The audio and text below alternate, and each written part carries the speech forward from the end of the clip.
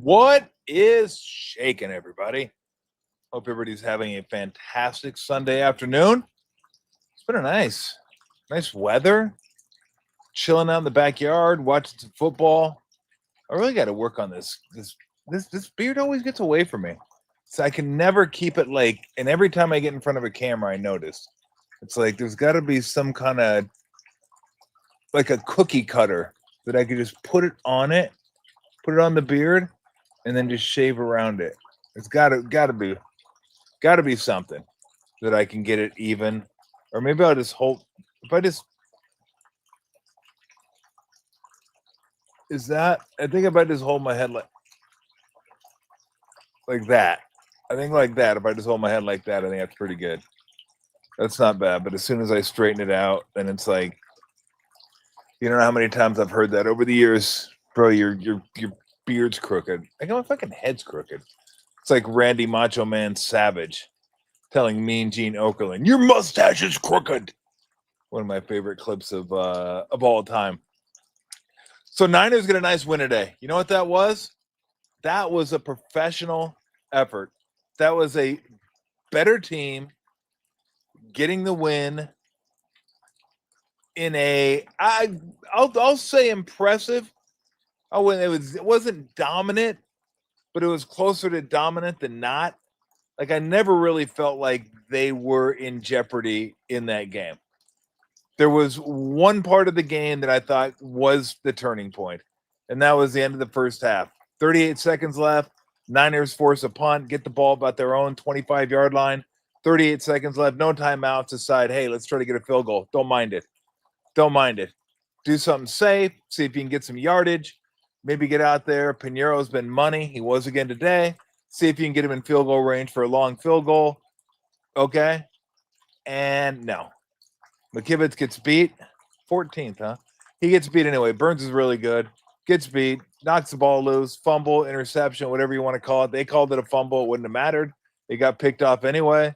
And the Giants get the ball, and you're thinking, oh, man, 17-7 looks really nice right now going into halftime. It would have been nice if it would have stayed that way, 17-7. Well, they are the Giants. And there was that chance that it could stay 17-7, and it did. 3 straight plays, nothing. Graham Gano, don't you know, comes in, clank, wide left. So that was big. That was like the Giants going to get momentum going into halftime, and they got nothing and liked it or didn't like it, whatever. That's what they got. They got what they deserved. They got nothing. That was, to me, kind of the turning point of the game. Niners came out second half, put it on them, established the run. It was good to see Brian Robinson Jr. get in the mix. I mean, McCaffrey, what can you say about McCaffrey? McCaffrey is just incredible.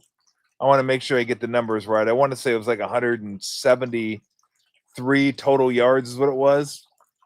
There you go, 173 total yards, couple touchdowns. I want to say Brian Robinson Jr. was like 10 carries for 51 yards, if memory serves. I know it was 5 yards a carry. He averaged 5 yards a carry. I think McCaffrey was only 3.8 yards per carry, but he carried it 28 times. They were able to establish, especially in the second half, able to establish the run and just kind of take the life out of the Giants. I know Shanahan loves when he can get to 40 runs, and I want to say they got there today. If you count a couple of the Jones scrambles, McCaffrey 28, Robinson 5 for 53, Jones 4. That puts him at what? 37. Martinez 38, Kittle 39. So I went with kneel down. So anyway, they were close. When it mattered, they were close. They were in the upper 30s, and that felt like a Shanahan type win. Mac Jones, solid yet unspectacular. I shouldn't say that. He was better than solid. That wasn't spectacular, but 19 for 24, 235, 2 touchdowns. I thought he was really, really good. And the defense, not great, but hung in there and did what they needed to.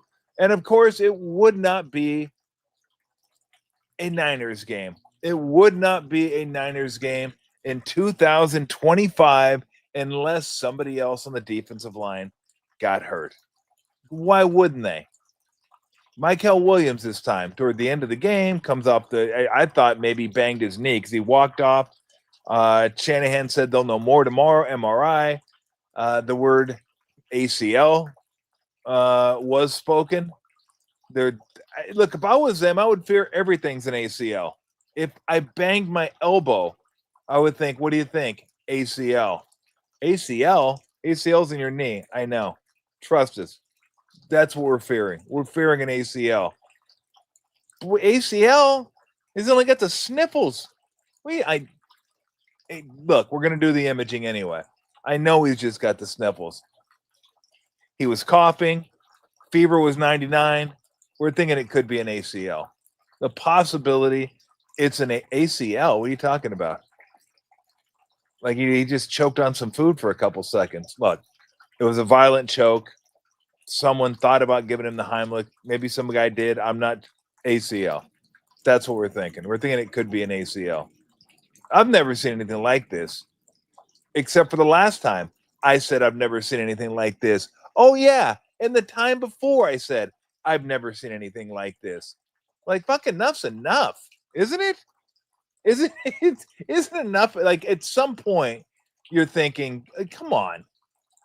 Like, let there be good news. Let this guy not have an ACL. And look, I have no idea whether it is an ACL, not an ACL.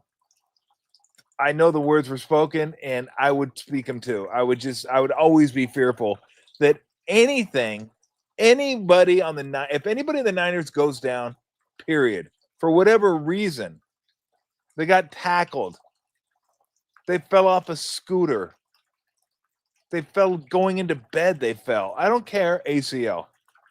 Until proven otherwise, that's what I'm going with, because that seems to be the luck the Niners are having this year. Grind out a victory, ACL. Grind out and dislocated ankle. Grind out PCL, MCL, ACL, whatever CL you could have. That's what these guys seem to be getting. And it just, you just want to take your hat off and throw it. I might have when I read that, because I didn't think much of it when he walked off. Although I've seen a guy blow an ACL out on a basketball court, walk off, like no limp, just walked off. And come to find out ACL, and I thought, ACL? Shouldn't you be in more pain? Which he was initially. He looked like he was hurting. But I've seen ACLs where guys look like they're dying, and I've seen ACLs where it looks like, I'm good. I can come back out. I can play. We're good. Remember Klay Thompson when he blew his ACL? I was like, I can go, but let me go finish. Let me go shoot the free throws. Let me stay in. We're good. I mean, what these guys are doing this year is pretty remarkable. 6-3. The defensive line is non-existent. Yeah, Bethune's been big. Niners kind of know what they're doing when they draft linebackers, I'm guessing. Seems like they do. It kind of seems like they know what they're doing. so that they got that taken care of.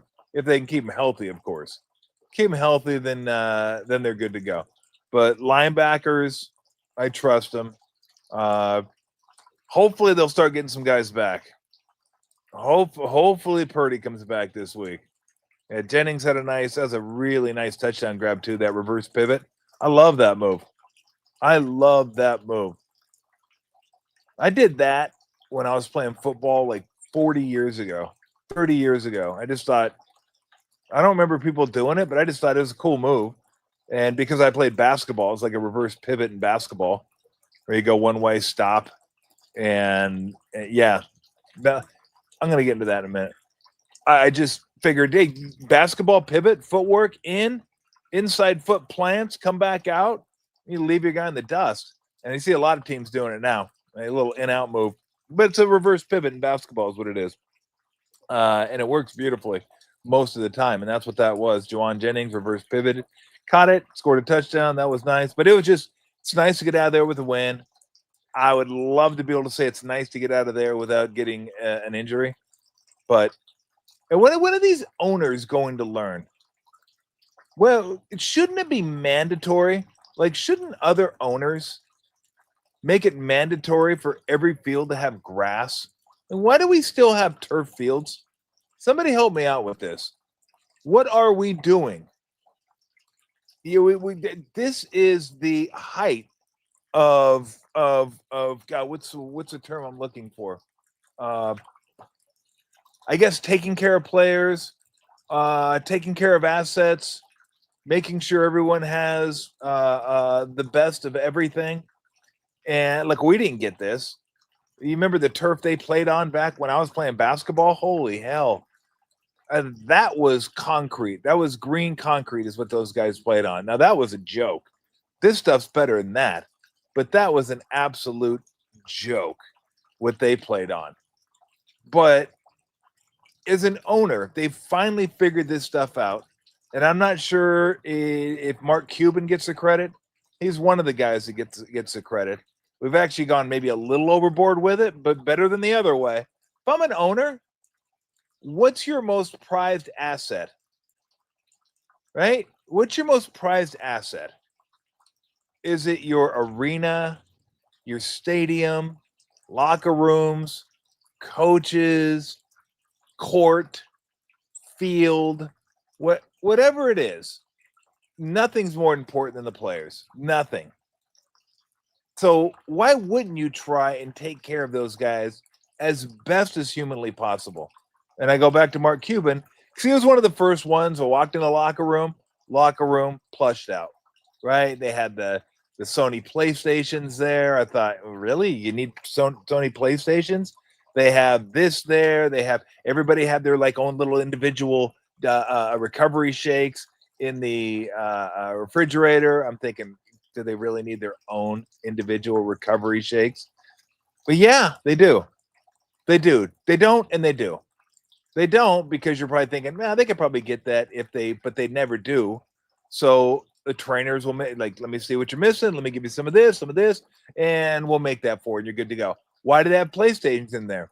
Hey, it's never a bad thing to have your team hanging around the locker room more, hanging around the facility more. Anytime you can get them hanging around the facility, doing work, messing around, being with the guys, bonding experience, that's a good thing. So you can't tell me that what he was doing wasn't trying to give these guys everything they could ever ask for, and then try to keep them in the facility as long as possible. And that couldn't help you win. Like, I totally believe like that kind of stuff helps you win. And I'm talking about nutrition. I'm talking about team doctors. I'm talking about masseuse. I'm talking about chiropractors. I'm talking about travel. I ain't talking about practice. I'm talking about hotel. I'm talking everything. Anything you could think of to make their lives easier and make them function at the highest possible level. That's what you'd want to do for your assets. Your assets. They're your most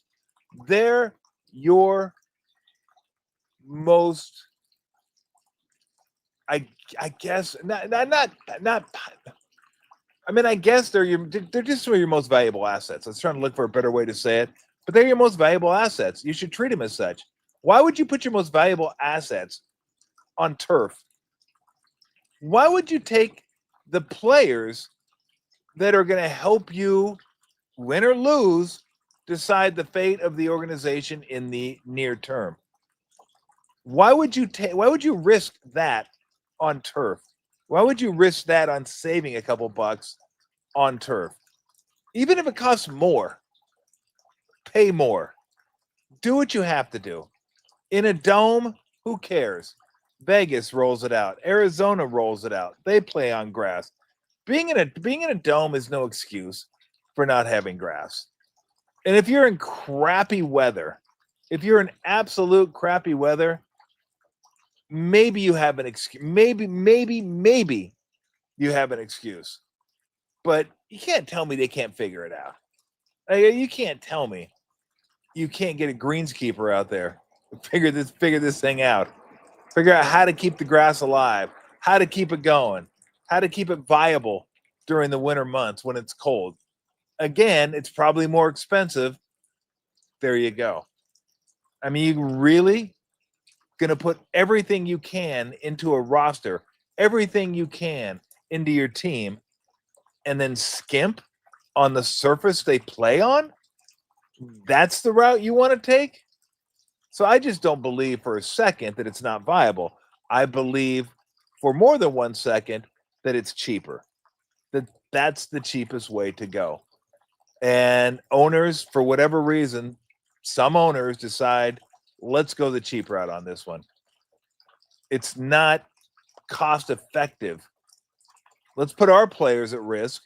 Let's put visiting players at risk when they play on our field. Doesn't make any sense whatsoever. I've never got that. I mean, you see how many doctors are on staffs now. You see how many athletic trainers are on staffs now. Head of performances on staff now. Coaches. There are more coaches than there are players in an NBA game. Do they need that? Probably not. But can they get more work done more efficiently? Yes, they can. Individual work. Each coach has like 2 guys now. It's like a classroom. Can a teacher teach 30 kids? Yeah. Is she going to be a better teacher if she has 12 kids? Sure. Absolutely. What if she has 2? Even better yet. She can spend more time, or he can spend more time. I don't want to, profile here, but he or she or they or it or where or who or how, I don't care. The fewer students, the better you're going to be. Even if you're shitty, you'll be less shittier. So if you're a good coach, you're going to be even better with fewer players. That's why you see an army of people walking out, sitting on the bench, sitting behind the bench, sitting behind the people that sit behind the bench. It's like, bro, how do you even clothe these guys? It's like a small country coming to sit on the bench. That's the coaching staff. But when you have a coach assigned to each player or a coach assigned to just 2 players, he's going to be able to get more done. You can get more done than if they say, here, you got 5 players. That's why they do it. That's the only reason they do it. Do you need that many people on your performance staff? Probably not. But more eyes the better. Right? You have more eyes, more evaluators, more people looking at stuff, which is better for you. So why I don't get it. It'd be like having an old basketball court with like dead spots, potholes, wood sticking up, a nail sticking up, or what? Yeah, we're just gonna keep this. It's fine. We're good. Now, if you're gonna give your players the best you can give them, don't skimp on the field. Stop skimping on the field. So, look, these Niners, I don't want to see keep defying the odds, but man, what they're doing is just, it's incredible. It really is. The guys that are filling in for guys that are filling in for guys. I mean, not only do the Niners have guys filling in for guys, they have guys filling in for guys that were filling in for guys. And they're just finding a way to get it done. Schedule certainly helps.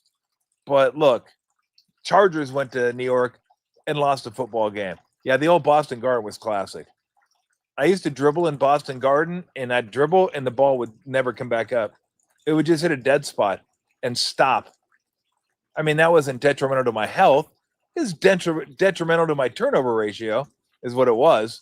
Because when you're flying up the court and you bounce the ball and the ball doesn't come up, you kind of expect it to come up.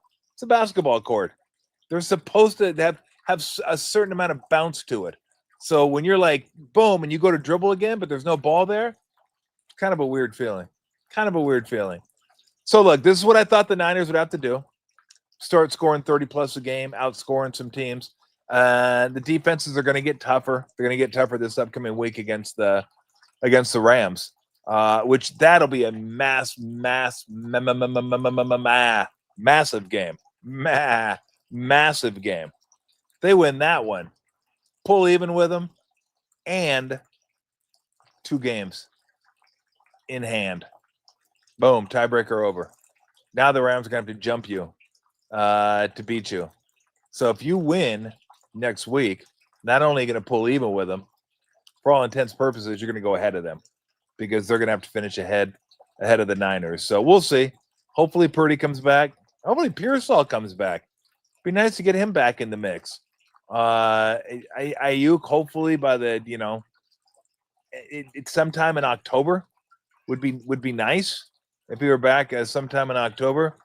We'll see what they do trading deadline. We'll see if they go out and try to. It seems like they might want to get 5 more defensive linemen this year. Just get dudes, get guys that can play. If you get anybody that can play, that's fine. Get them in there because I mean, my goodness gracious, again, nothing confirmed. I'm just at this point now where I expect the worst. Whatever the worst case is, that's what I expect, and let's work from there. Let's just work from there. So if it's not an ACL, hallelujah, that'll be awesome. That'll be great. But that's what I'm working with. That's just kind of where I'm at this year. What's the worst case scenario? Decapitation? Really? All right. Fuck. I mean, it didn't look. It looked like he had his head on. But I'll wait for the MRI. See what happens. See what happens. He got gangrene. It's fucking 52 degrees outside. Yeah, I know. Weird. Rubbed it up against the turf, and apparently, yeah. I mean, nothing will surprise me this year. Nothing will surprise me. If they come back and say Mac Jones lost his arm, I'll be like, really? Shit, that's too bad. Hope Purdy comes back. So anyway, the big win. I was out here a little late because I wanted to watch the end of the Chiefs game. I swear. Thank God the Chiefs didn't win that game. My daughter would have lost it. I may have lost her. There was like 2 or 3 teams she hates to see win. And you guys will appreciate this. You guys will love my daughter because she probably is in line with most of you. She hates it when the Chiefs win. And she hates it when the Lakers win. Like she literally, what time is it? Hour and a half, she'll be hate watching the Lakers. She'll be hate watching the Lakers, which is great because my brother loves the Lakers. It's a beautiful thing to watch those two. It's such a good thing to watch because I can't hate watch with her because I grew up a Laker fan. I don't like the Lakers. I don't care for the Lakers, but I don't hate. I hate their fans though. Do I think go put that last one back on? And by the way, I've asked Haley to be on. She's like, no, I don't want to be on. She goes, I don't know what I'd say. I'd get too nervous. So I'll get her out here one of these days. Do I think the Niners make a trade this week? If so, what side of the ball? What side of the ball? We know what side of the ball, and we know what position group it's going to be. It damn well better be the defensive line. That's where they got to go. I don't know what else do they need. I mean, they got tons of wide receivers, and you could always have more, but hell, I mean, they got like 2 guys coming back. When they upgo those guys, they're gonna have all kinds of guys running around the field. They're gonna have more than they know what to do with if they stay healthy. But it's the Niners, and they won't. But right now, they got Bourne, they got Robinson. They don't even use Robinson anymore. Bourne was lightly used today. Jennings was used today, but then Pearsall hopefully will be coming back at some point, and then Ayuk will be coming back. So like they don't need a receiver; they're good receivers. I think they think they're fine with the offensive line, so we'll just ride with that. And the offensive line was pretty good today. Pretty good. Wasn't spectacular. Pretty good. Pretty good's good enough. At corner, defensive back, I think they're good. I think they're good there. Linebacker, I mean, yeah, could you use a linebacker? I mean, yeah, if they keep getting hurt, but I'm okay with Bethune, and I'm okay with Winters. Get those 2 guys and, get some guys backing up. I think you're fine. You can find somebody, that's cool, but I don't think they need anybody. Defensive line, defensive line, defensive line, defensive line, D. Give me a D. Give me an L. What does that spell? D line, D line, D line, D line. What does D line spell? Injured reserve, injured reserve, injured. Jesus. I mean, yes.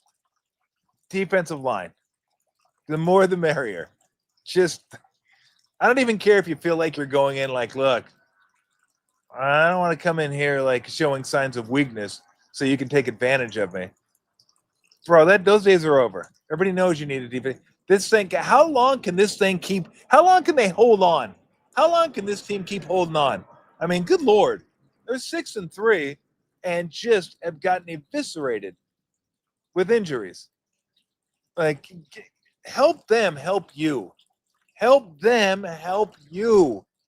Just get a couple dudes. There's got to be a couple dudes out there. I'm not even talking about dudes, like dudes, just dudes, just dudes. Nelly would call them. Just a couple swinging dicks. Just get those guys in here. We're good. Just get them on the get them on the field. We just need some guys. Sala will coach them up. The culture seems to be really, really strong this year. Like these guys fight for one another. They battle for one another. These guys are in it. They talk about the foxhole. These dudes are in the foxhole. These guys are like, let's go. We got all we need. We lost another one. Shit. Let's go. Well, hell. Let's keep going. We could use more, but we don't have more, so let's go. Let's find a way to get it done. So, yeah. I mean, to me, it's not about offense, defense. It's about one specific position group. Period. That is it. So hopefully they get a couple more. What, they get 2 already? I think they got a couple. How about a couple more? Because those guys are going to get hurt. I mean, you just expect it. You might as well have them ride skateboards to work, just for the hell of it, just to push it, see what happens.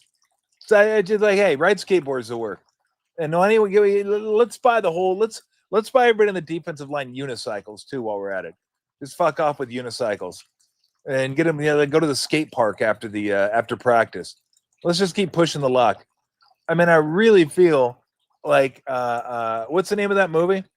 I just watched the last one where you escape death and then everybody dies anyway because you escaped it and death is all pissed off.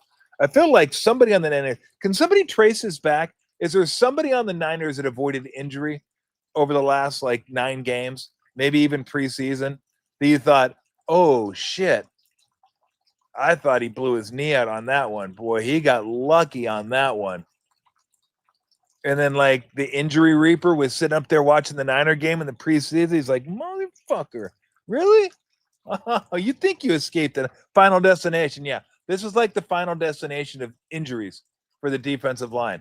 Like, somebody escaped. Somebody on the defensive line got away with one at some point. Maybe it was last year. Maybe it was early this year. It's something. Something happened. And then the injury reaper, the ACL reaper, the defensive line injury reaper, whatever, was like, fucking, all right, I'm on your ass now. Let's go.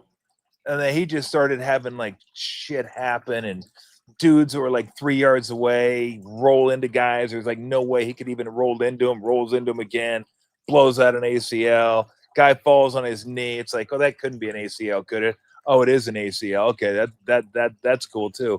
Oh yeah. Well, while we're at it too, let's go ahead and take out Fred Warner too, because he's kind of important and he helps the defensive line. I know it's a defensive line thing, but he kind of helps the defensive line. So let's just fucking jack him up too. And let's have the Niners not have enough guys in the field, so he's like where he shouldn't be, and then he just shit. We got him too. Okay, who else do we have? Should we start with rookies? Let's start with rookies. It's insane, absolutely insane. But I will say, sports is it is a next man up endeavor. There is no doubt about it. When you play on a team and somebody gets hurt, you just block it out and go. You feel bad for them. You feel crappy because you know how much it means to them, especially in football where you don't have a lot of years anyway. You know how much it means to them to be on the field with their brothers, with their teammates, battling. Like, it's a visceral thing in football. It's like a primal thing. But you got a job to do, and you just go do it. That's why I said the culture seems to be really, really, really strong this year, because these dudes battle. They fight. They are there for one another. And I don't want to say they have every reason to be 3-6, because they don't. They get paid a lot of money. You're supposed to go out there and put forth the effort. But against Houston, you saw it, right? You saw it when it was just like too much. It's like shit. We only have enough hands to plug these, and then it just caved in on them. Well, they bounced right back. Boom, put that wall right back up, and they had plenty of hands, plenty of fingers today, and they were good to go. So I don't put anything past them. The belief is strong in that team. There's no doubt about it. It's going to be a big one next week. Next week will be a big one. Rams come off an easy victory today over the Saints, as expected. I mean, Saints are no good, and I'm assuming I didn't watch much of the game because I was just locked in on the Chiefs Bills game. But I'm assuming Shuck started again today. I think they're done with the Rattler experiment. I think they thought, hey, he's okay. He looks like he could play a little bit, but we ain't winning with that dude. So let's go to our dude and see what happens. And so, all right, take some comments. Oh yeah, fucking Dodgers. I don't want to get into that. I'll get into that this week, but goddamn, really, Miguel Rojas. Hate to say it, I kind of feel good for the guy. Sucks he's a Dodger.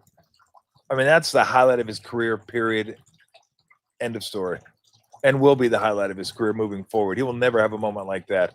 For a role player to get that moment, pretty cool. I kind of felt good for him.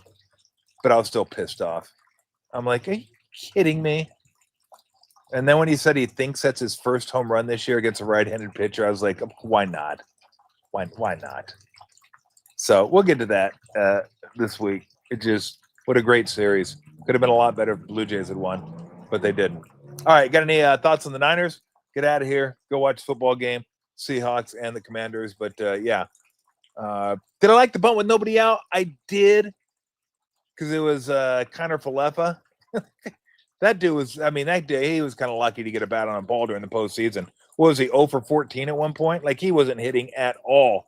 So I didn't mind, and it hurt, too, because you had to take Bichette out in the ninth when he got on because of his bum wheel.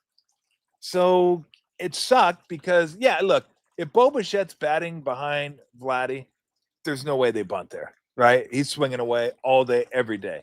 But it wasn't. It was Connor Falefa, and it was like, what are you going to do? You want to strike out, pop up, have a weak at bat, which he's been having, and have him at second base with no outs? Or do you want to take a shot and bunt him over, which he did? Good bunt. Got him on third base. And now you got to get him. Here's the one thing I will say. The one thing I would be curious if anybody asked Schneider, did they think about stealing Barger when it was first and third, one out? Right? Because you know,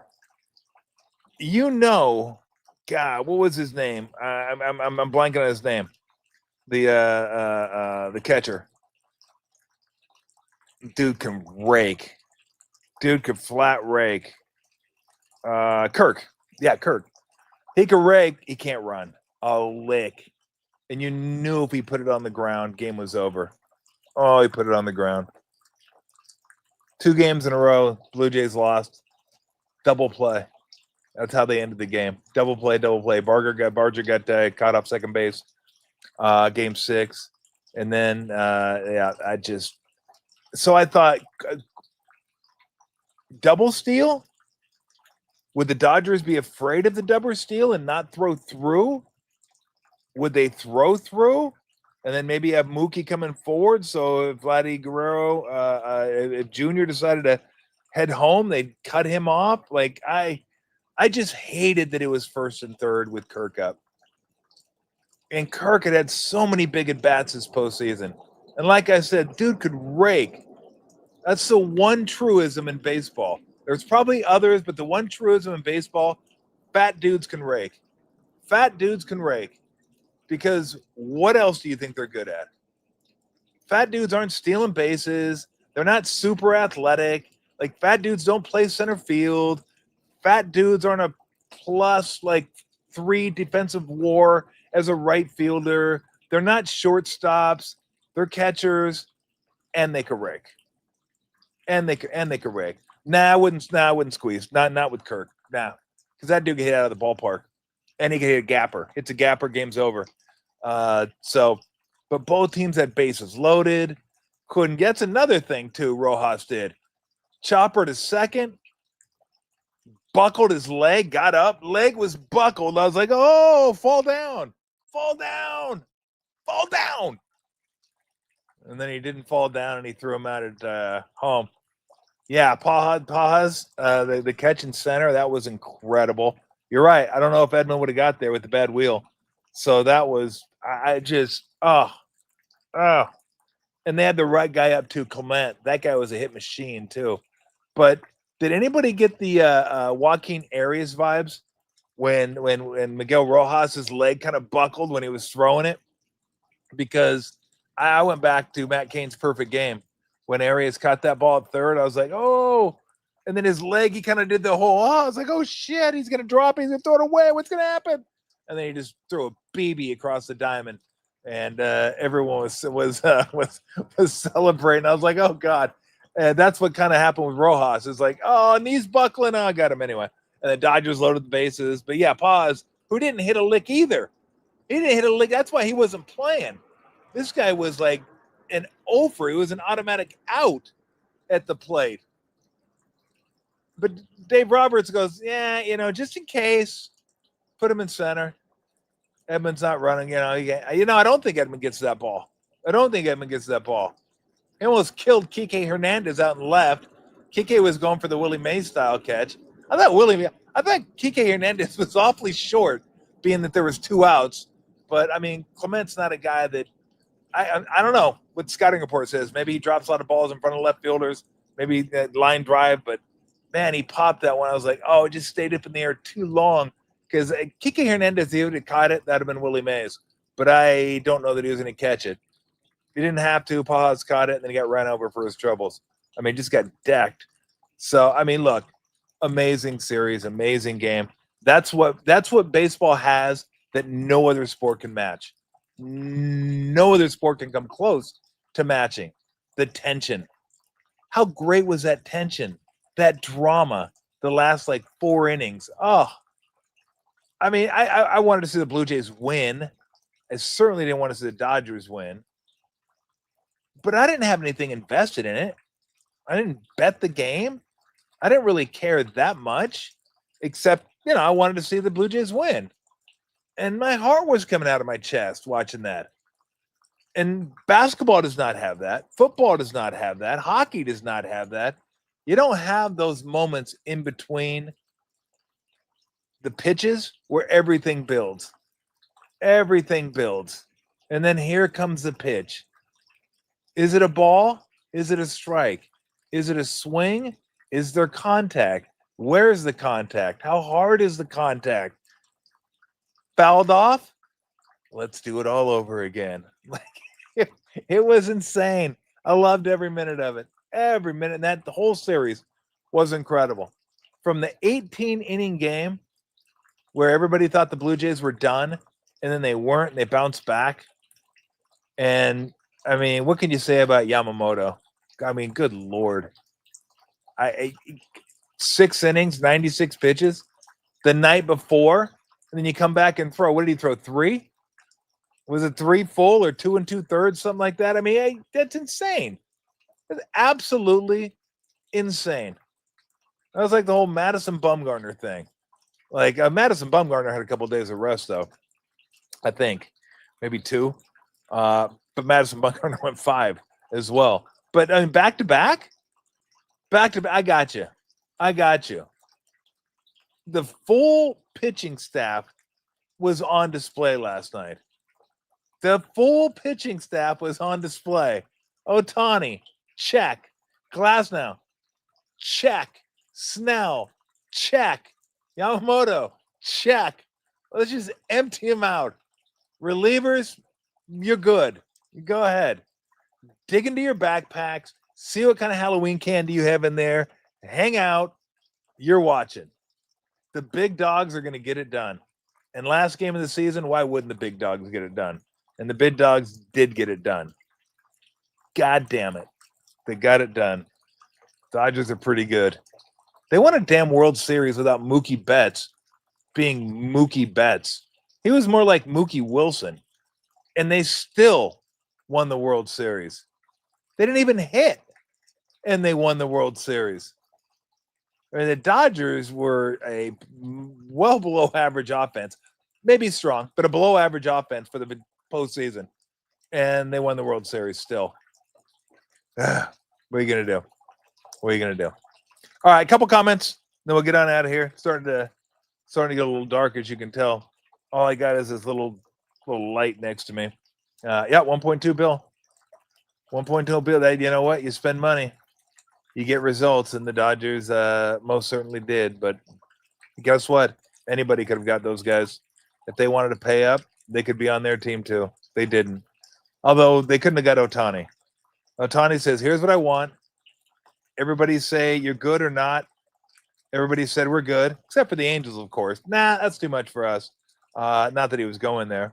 And then Ohtani chose the Dodgers. So Ohtani was going to be a Dodger, period. I think Yamamoto was going to be a Dodger. That's just where they wanted to go. They wanted to be a Dodger. I think Sasaki wanted to be a Dodger. That's just where he was going to go. So, what are you going to do? You going to cry? You going to complain? I love it. I love having a big dog. Gives you something to shoot for. And it gives you somebody to root against, too. Schadenfreude's fun. Jump on board the Schadenfreude train. If you can't root for your team, root against somebody else. And if you're lucky, you can find teams like the Lakers and the Chiefs where my daughter can root just as hard for them to lose as for the Warriors and the Niners to win. It's like you got 4 teams. You always have 4 teams each game. Yeah, you get the Warriors, whoever's playing the Lakers. You have the Niners, whoever's playing the Chiefs. Boom. It's like you've invested more. Now you're diversifying. That's a good thing. Do I think Robinson's going to carve a little of a larger role? I don't know. He looked good today, though. He looked good today. The touchdown run was nice. He had a really good kickoff return, too, that set him up for, I believe, scored a touchdown on that drive. So, yeah, no. I hope so. It'd be nice to, get Christian McCaffrey more rest. The more rest for McCaffrey, the better. So I'm totally down with that. I'm totally down with more B-Rob, some more B-Rob mob out there on the field, but we will see how that goes. All right, what do we got? We got any more? Oh, look at the glowing light. I kind of like that. That's kind of nice. I feel like I'm red. I feel like I've burned in the last half an hour. Like something happened. God damn. 45 minutes doing this? I'm going to come out here and do like 20 before the football game. Sons of bitches. That's what happens. I start talking, and who knows what's going to happen. All right, how many more comments we got? Let's go. If we have any, if not, then we will go. But I'll give you a couple more minutes if you got any questions you want to get to before. We're still debating, by the way. Show tomorrow or not. Brent Jones going to be on Tuesday. He had some stuff going on tomorrow, so I told him Tuesday is fine. Did I get a lot of trick-or-treaters? No. We got like 40. Very disappointing. Very, very disappointing. I had nice little leisure, like a terry cloth shirt, terry cloth short shorts. Weston said I went as Malibu Ken. Worked for me. Got a little chilly toward the end of the evening, so I had to change up and go back to the Michael Myers mask. But Kai doesn't like the Michael Myers mask, so Malibu Ken. Malibu Ken it was. You got 3? Oh, geez. I should feel lucky then to have 40. Yeah, we filled up a bucket of candy, and we used to fill up 4 of those. We got through a quarter of it. You had 0? What's going on in Maui? Nobody wants to get any candy for trick. I guess not.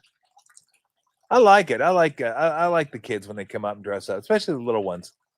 Little ones are fun, but yeah, it's less and less. And this 1084 Griffith had played at the 6th Berkeley. Wow, at Berkeley Community Theater. That's incredible. I might be one of the few people in the Bay Area that's not a Deadhead. I just never got into the Grateful Dead. They're super cool from what I've heard. Phil Walton likes them, so they got to be super cool. I know Mike Silver is a big fan. I know a lot of people that are a big fan of the Dead. I don't have anything against them. Just I didn't really grow up with them. I didn't really listen to them. So But it seems like every time I hear them interviews, stuff like that, seem like pretty cool dudes. So, but that's pretty wild that you get to see. I would imagine Green Day probably played some a lot of little places around here too, like local shows, like some bands that are from here. That if you were lucky enough, you get to go see them when they were just getting started. That'd have been pretty cool to see them at a small place. Uh, Metallica probably played some smaller places up here too, but yeah, we got a chance to see Guns N' Roses play some small places. Troubadour down in LA. They have a lot of LA bands when they're just coming up. Motley Crue I saw when they were just getting started. So that was kind of that. Chili Peppers, saw them when they were just getting started. It's always kind of fun. And you go back and go, I remember when I saw those dudes when they were like freaking just starting out. And so, okay, now we're kind of getting spooky a little bit, aren't we? Because now I even say you barely see me anymore. That's kind of sweet. Actually, I kind of like this. Yeah, I would have loved to have seen Rancid. Rancid would have been incredible. Like, that's one of my favorite bands. I would have loved to have seen them. I wasn't into them. Unfortunately, I wasn't into them when I was when I played for the Warriors. I don't know. I was more into heavy metal, not kind of the punk, kind of reggae, ska kind of mix. But I wish I would have liked them the way I like them now. I would have definitely gone to see them, and I'm sure they played. I'm sure they played many places back when I was with the Warriors, early '90s. Yeah, that would have been prime to go see those bands. That was kind of more my Metallica, Guns N' Roses, Iron Maiden, AC/DC, that kind of stuff. And I got into punk as the '90s went by. All right, we're gonna get out of here. I think everybody's gonna go watch a football game. And the light's glowing. I'm dimming. The light is, I got a little like lantern here. Hello. It's kind of nice, kind of Phantom of the Opera-ish. Going through the catacombs. All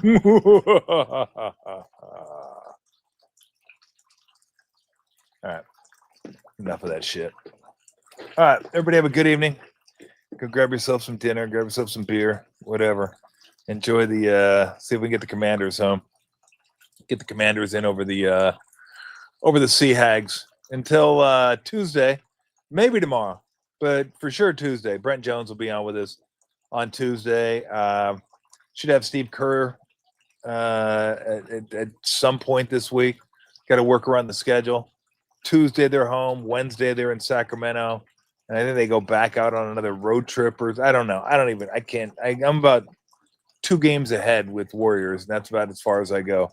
So, but we'll do that at some point this week, and we'll have hopefully some other goodies for you. How about the Sharks, by the way? Last 2 games, Avalanche, Devils, both good teams. Took them both down at home. Macklin Celebrini still 4th in the league in points, so Askarov had his best game of the year. Nedeljkovic had a really nice game too. Maybe. That's the great thing about the Sharks right now. The expectations aren't that high. So you win a couple games, maybe get a little confidence, and we'll see where it goes. But if you've kind of fallen off the Sharks a little bit, then kind of like, yeah, they suck. I've been when's Joe Thornton coming back? I miss Marlowe. I miss Little Joe. I miss Big Joe. They're gone, bro. They're gone. The new Sharks are here. The young guys are here. This would be a good time to start dipping your toe back in the water. Maybe jump on. You don't got to jump fully on, but at least get a day pass. And they just, it feels pretty good. Hey, this guy's not bad. Kind of fun to watch. Kind of exciting. Yeah. Oh, hey, look at that. Before you know it, they're going to be making the playoffs again. You're going to say, you know what? I was there. I was there when they weren't very good. I was there when the Grateful Dead was the Berkeley community. So that's what it's going to be like. You're like, yeah, I remember watching that team before they got good. So there you go. But those were all kidding aside. Those are two pretty good wins. Those are two pretty good wins. And I think they got the is it tomorrow? Or is it right now? They got the Wings. And the Wings have been playing pretty. Wings are back. Who knew? Who the fucking Wings are back? Well, I did. Because I mentioned it when I was talking to Drew. They're playing right now. Yeah. Zip zip. So yeah, I'll bounce back and forth between that one and the football game. All right, I am fully engulfed by darkness now. That's it. You can't even see me anymore. All you can see is a light and like somebody talking from somewhere. That's it. So we got to call it. It's fucking when look. This is better for you. You don't have to look at me. I get it. It's probably more enjoyable for you. It's more enjoyable for me. I have a face for radio, not necessarily for video. That's the world we live in nowadays. But you can't see me.